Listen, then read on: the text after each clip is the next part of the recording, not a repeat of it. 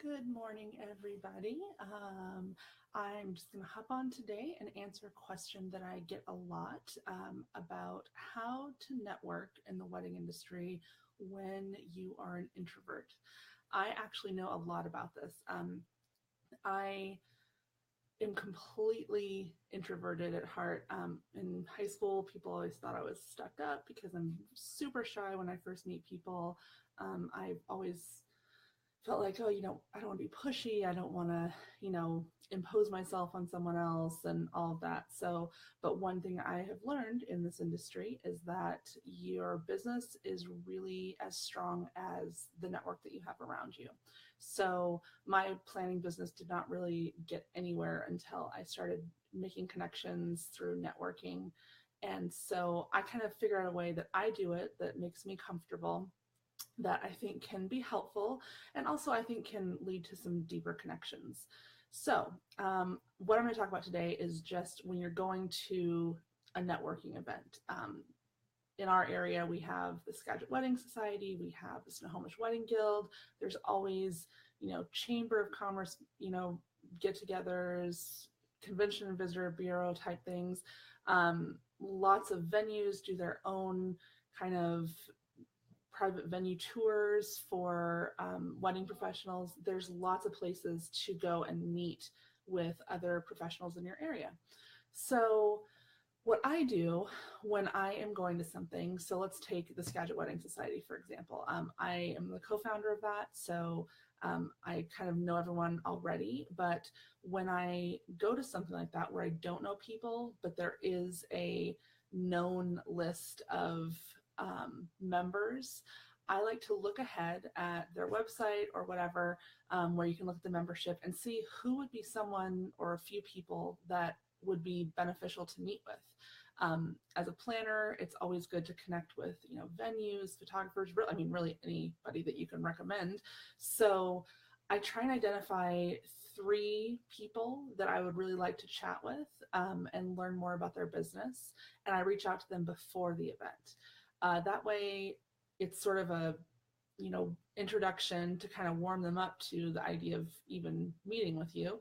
And they know it, for me, it does a couple of things. Like, it makes me accountable to actually go to the meeting, because I'll admit that I in the past have been known to say, yeah, I'm going to go. And then once the event comes around, I'm like, yeah, I don't really feel like it tonight, so I'm not going to go. So this makes me accountable for going. And then also it kind of gives me a purpose when I get there. So I know, like, okay, I need to find these 3 people and chat with them. When you're at the event and you're talking to these other professionals, I never go in thinking, what can they do for me? I look at it as, what can I do for them? How can learning about their business benefit my clients? So go in with the idea of you're going to learn about what they do, and use that time to just get, a brief overview. And if you feel like there's a connection, then look down the road at something, you can do together. So, that's a great way to just ask, hey, would you like to meet up for coffee later so I could learn more, with photographer, with rental companies, or whatever. I always want to see their work, what they offer. There's always a reason to connect further. So if you feel like there's someone that could benefit your clients, then set up a meeting down the road. And always think about, what can you do to help them? A lot of times in our industry, there are people who are setting up styled shoots or open houses, or, things to grow their business. Find out a way that you can help them. Networking is really a long-term plan. You want to make sure that you are laying groundwork to deepen relationships, not going in thinking, okay, at this event, I'm going to collect 10 business cards, because you can walk away with 10 business cards and no real connection. What you want is, I think it's better to walk away with 2 or 3 really good connections that you can further down the road, rather than, a whole stack of people to email and say, oh, it's great meeting you. If you have any business that you can send my way, then please do. The best referral systems that I've seen people have in place is when they know they've spent time getting to know the person, not just as a business owner, but as a person. What's your family like? All the things that make us small business owners. So make sure that when you go, you have pre-identified people that you'd like to meet with.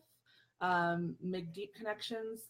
Go in with a heart of what can I do for you, and not just what can you do for me. And then try and set something up down the road to get to know them further, get to know their businesses further.